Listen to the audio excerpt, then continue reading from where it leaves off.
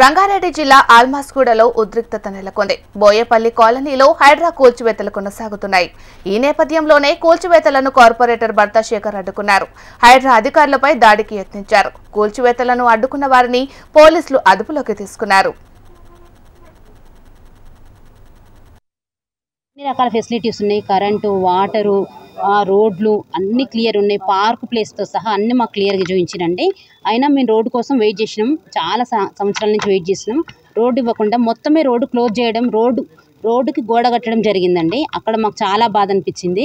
మేము అటు సైడ్ పోతే వర్షానికి మొత్తం రోడ్ అంతా ఖరాబ్ అయింది. మాకు నడవడానికి అవకాశం లేకుండా అయింది. మా బండ్లు పోవడానికి లేదు. పిల్లలు స్కూల్కి వెళ్ళడానికి లేకుండా చాలా సమస్యలు ఎదుర్కొన్నామండి. ఆ రోడ్డు ఫంక్షన్ అది జరిగేటప్పుడు కూడా, పనులు జరిగేటప్పుడు కూడా మేము ఇక్కడి నుంచే నడిచినాము. దాని తర్వాతకి మొత్తమే రోడ్డు క్లోజ్ చేసి గోడ కట్టడం జరిగిందండి. జాప్యం జరిగింది. దాని ఎవరి దగ్గర పోయిన సమస్య సాల్వ్ అవ్వకపోయేసరికి మేము హైడ్రాని ఆశ్రయించడం జరిగింది. హైడ్రా ద్వారా రోడ్డు ఈరోజు క్లియర్ అయిందండి. చాలా సంతోషము. హైడ్రా రంగనాథ్ సార్ గారికి, మరి రేవంత్ రెడ్డి గారికి చాలా కృతజ్ఞతలండి. రంగారెడ్డి జిల్లా ఆల్మాస్గూడలో ఉద్రిక్తత నెలకొంది. బోయేపల్లి కాలనీలో హైడ్రా కూల్చివేతలు కొనసాగుతున్నాయి. మరి ఇదే అంశానికి సంబంధించి మరింత సమాచారాన్ని మా ప్రతినిధి ఆర్కే అందిస్తారు. ఆర్కే, దూకునైతే కొనసాగిస్తుంది.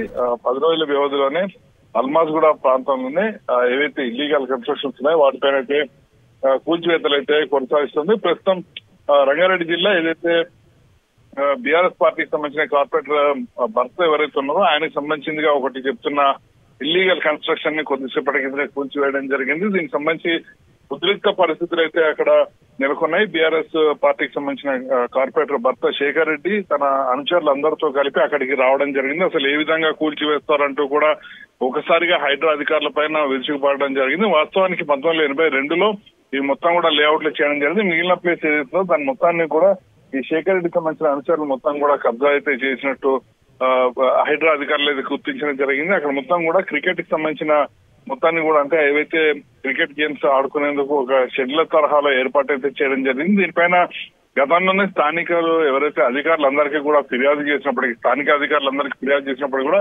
ఎలాంటి స్పందన లేకపోవడంతో హైడ్రా ఏదైతే ప్రజావాణి ఉందో ఆ ప్రజావాణిలో ఫిర్యాదు చేయడం జరిగింది. ప్రజావాణిలో ఫిర్యాదు చేసిన అనంతరం హైడ్రా కమిషనర్ రంగనాథ్ అలాగే తన సిబ్బంది అందరూ కూడా అక్కడికి, రెవెన్యూ అధికారులు అందరూ కూడా అక్కడికి చేరుకోవడం జరిగింది. చేరుకుని మొత్తం కూడా పరిశీలించారు. 4 రోజుల కిందటే మొత్తం కూడా వీటన్నిటి కూడా పరిశీలించడం జరిగింది. అసలు స్థానికులు చెప్తున్న దాంట్లో ఎంతవరకు నిజం ఉంది, అదే సమయంలో అక్కడ ఎవరైతే క్రికెట్ అకాడమీ తరహాలో నిర్వహిస్తున్నారో వాళ్ళు ఏం చెప్తున్నారు, ఈ విషయాలన్నింటినీ కూడా హైడ్రా కమిషనర్ రంగనాథ్ పూర్తి స్థాయిలో వీటన్నింటినీ కూడా తీసుకోవడం జరిగింది. తీసుకున్న తర్వాత అది ఆ ప్రాంతం మొత్తం, అంటే ఏదైతే అక్కడ షెడ్యూల్ వేసి క్రికెట్ లో నిర్వహిస్తున్నారో వాటికి సంబంధించి మొత్తం కూడా కబ్జాకు గురైనట్టు హైడ్రా కమిషనర్ అయితే గుర్తించడం జరిగింది. దీంతో ఈ రోజు ఉదయం సమయంలోనే మొత్తం కూడా హైడ్రా సిఐ తిరుమలేష్ ఆధ్వర్యంలో మొత్తం హైడ్రాకు సంబంధించిన సిబ్బంది మొత్తం కూడా అక్కడ కూల్చివేతలకు అయితే సిద్ధమవడం జరిగింది. సిద్ధమైన నేపథ్యంలో భారీగా పోలీస్ బందోబస్తును కూడా, ముందస్తుగానే ఇలాంటి గొడవలు జరిగే అవకాశం ఉందన్న సమాచారంతో భారీగా పోలీస్ బందోబస్తును కూడా ఏర్పాటు చేయడం జరిగింది. అయినప్పటికీ కూడా శేఖర్ రెడ్డి తన అనుచరులందరితో కూడా ఒకసారిగా వచ్చి దాడి చేయడం జరిగింది. ఇది మొత్తం కూడా సర్వే నెంబరు 39, 40, 41, 42, 44 మొత్తంలో కూడా 5 ఎకరాల. Thank you RK.